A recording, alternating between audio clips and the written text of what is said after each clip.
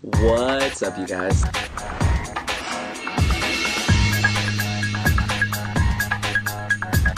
It's 2019. We've made it, you guys. Happy New Year to everyone. Video's like a day late, it's fine.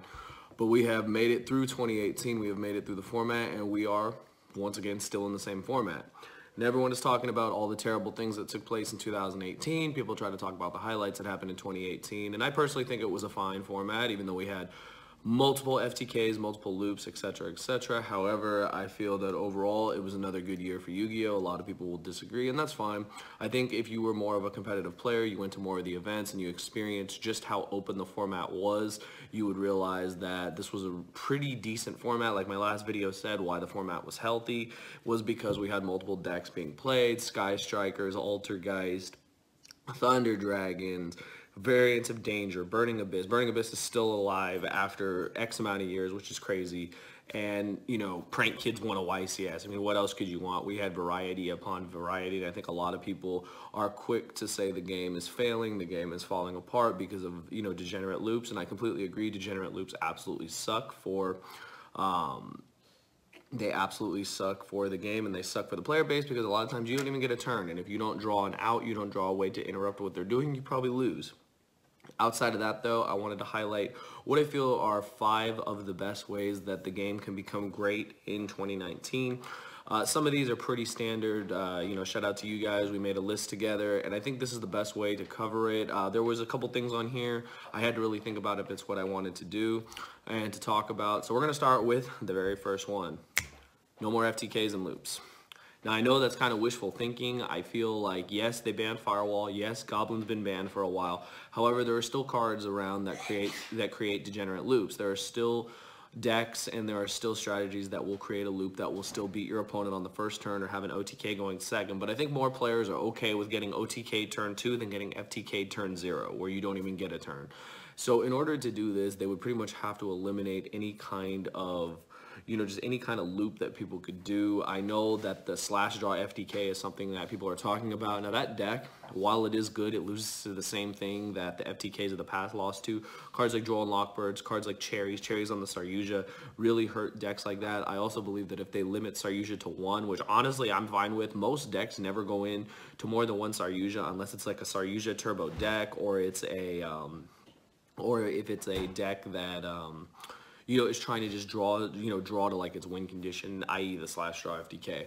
So I honestly think as long as they eliminate anything that can get in the way of FTKs or loops, anything that would make it to where you just lose on turn 0, I think that's pretty healthy. I think that'll make the game great, because then you're going to have games where you actually get to play. And let's face it, it's better to play a couple turns of Yu-Gi-Oh! Or play a grind game of Yu-Gi-Oh! Than not to get to play at all. So that's my number 1, no more FTKs and loops. Number 2, this is one I think we've all wanted for a long time. I want better event coverage for the US. We suck compared to Europe. We absolutely suck. I think Europe has some of the nicest quality I've ever seen. They have some of the nicest content I've ever seen, and they are consistent with it. They stream almost every YCS, and when they're not streaming it, you know, their event coverage, their written coverage is amazing. They update so frequently, and I think that's our problem, is that, yes, I know Konami of the US works really hard. I know they do the best that they can. However, our event, you know, stuff is updated late. Half the time the winner's announced before it even goes up on the website. People know about it. You know, the feature matches take forever to get featured. And then a lot of times we don't even live stream the event. We don't even live stream the main event. You don't get to see the matches. You don't get to hear the commentators. And I mean, that sucks. Europe, you always have the, you know, the commentators that, you know, always give good feedback. They always talk about the game. They always do a pre-match discussion, a post-match discussion with the winner, and all those things I think are amazing. I think if we implemented that over here in the US, it'd be amazing. Just saying, you could always talk to some of us that love being behind the camera. I love working with cameras. I love, you know, doing event coverage in general to help you guys out. Just saying, you know, it's an option. They already took a step in the right direction with the recording area, so shout out to Konami of the US for that. I hope that continues. That's just a bonus on here. I pray to God that continues. I think that's one of the best things that has ever come, you know, to, you know, the US. Johnny and I absolutely abuse it, and we love it, and it lets us bring you guys as many profiles as possible. So super happy for that. So number 2 is better event coverage for the US. I really hope it can happen. I really want to see an improvement. I'd really like us to try to get on the European level, because their coverage is through the roof. So hopefully that can happen. I would love that, and I think it would make the game really enjoyable for most people. Even for those who don't play or who are sitting an event out, you can be at home watching the event. I think that's the best part. So Who's that? Number 3. Now, I know everyone's been wanting this one. Eliminate the damn time rule. Since its inception, it's been god awful. It's been absolutely terrible. It's been something that a lot of people don't want, and it has caused so many problems, so many issues, and I think a lot of people are just, they're fed up of it. It sucks losing in time to burn damage. It sucks when your opponent takes forever to search their deck, or forever to activate an effect, or just rinse and repeat the cycles of their deck, and then you just lose in time because of burn damage. It sucks. When I played Trickstar, I witnessed it firsthand, not only playing the deck, but in the mirror match, like how crazy just that burn damage could be. And I think that that's something a lot of people forget, is that it it just completely, is degenerate in a sense, because you can just burn your opponent and then you just win in time. And I mean, there really is no skill in that.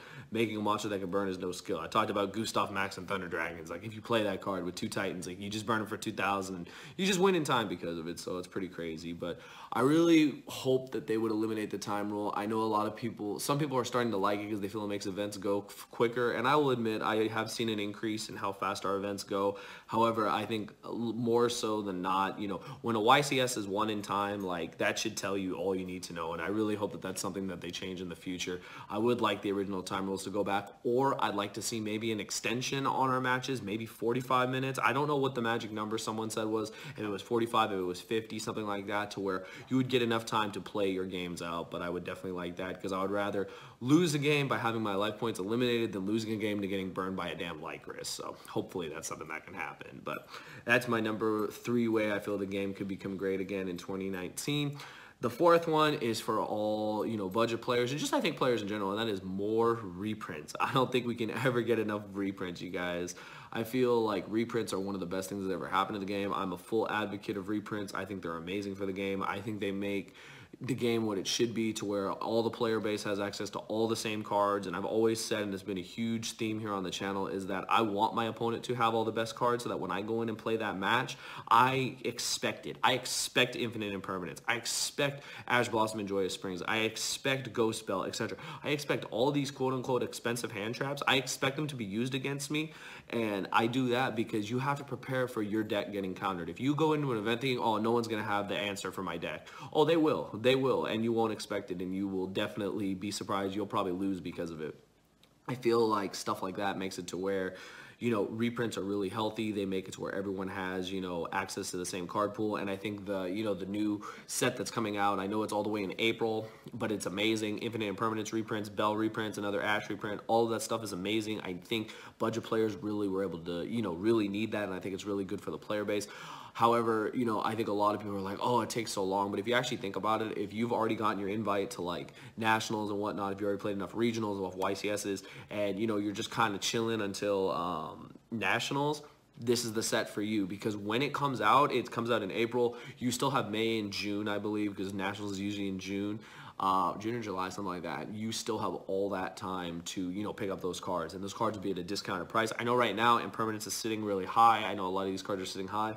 Give it time. They will go down. Watch the market watches that John, Robbie, all the people produce for you guys. You'll definitely be able to stay on track for, being able to, accumulate all these cards when necessary for the upcoming events. And I think overall, I want reprints to continue to happen, because I personally want the player base to have access to all the same cards. I don't want to go into an event thinking, if I was playing Alter guys and, like, I played against someone who didn't have Impermanence, they're at a disadvantage, and it's like, I know it can be done. I know you can top and do well with the deck without Impermanence, but I'm just saying, if they have Impermanence, I want to expect it. I want to see Impermanence played on me. I want to see, I want my opponent to be able to play every card I can play, and vice versa. So hopefully more reprints, and I know they're coming, so definitely happy about that, but I just want more and more reprints to come in 2019. And I know people are going to be like, well, what about all the crazy cards that are coming in on Linked Vrains? I don't care. I'm not going to talk about that. Everyone wants that not to happen, but I think that's not the way the game works. I think those reprints are, those cards like Needle Fiber or Jasmine, all that, I think they're still going to come to our game. So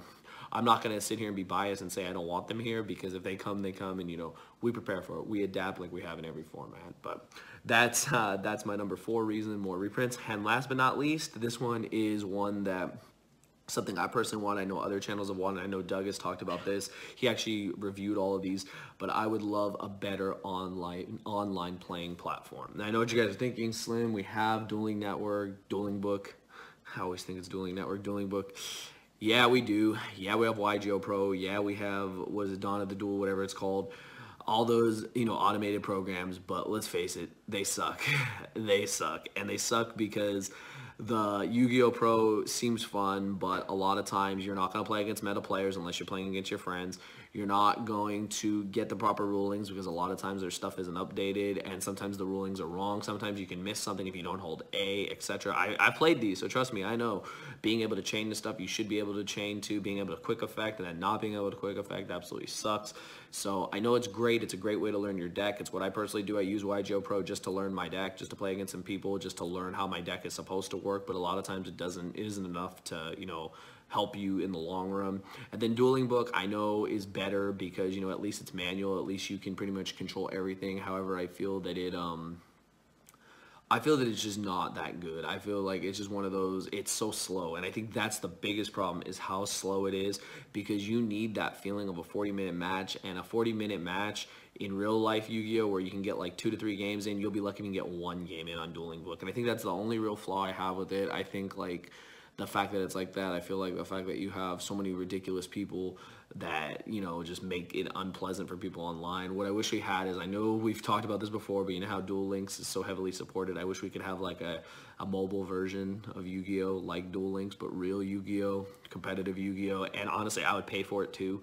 I would, it doesn't have to be free. I think like if you charged us like a monthly fee or something, I know players would play. You know why? Because we want to be able to play Yu-Gi-Oh! Everywhere we go. And on our phones, let's face it, we're always on our phones. So anything that would make it to where we can practice more would be amazing. But those are just my thoughts, you guys. That's how I think Yu-Gi-Oh! Can be great in 2019. I have a lot of faith for it. We went through some rough formats, you guys. We've been going through a lot of rough formats, and being around this last format and seeing, all the different events, all the different decks, all the different, stuff that has happened, all the upsets, again, prank kids and stuff like that have taken YCSs by storm. I really believe that this is going to be a good year for the game. I feel that since we got through last format, we got through multiple FTKs. Like I said, that's why it's the #1 reason. I really hope they do eliminate that, and by doing that, we'll be able to have a healthier game. But those are just my thoughts. What are 5 ways or more that you think the game can be great in 2019? I know people always talk about the negative. They very rarely focus on the positive, but like I said in my last video, why the format was great, I feel like these are ways that we can make the game great again in 2019. But anyways, I hope you guys enjoyed. Give it a thumbs up. Shout out to my Patreons. You guys are amazing. If you feel like supporting the channel, links in the description. Let me know your thoughts. I'll definitely have more content coming, more deck profiles, and more coverage coming up within the new season. And I just hope that together we can make the game great. That's all I gotta say, guys. Hope you guys enjoyed. Thank you for watching.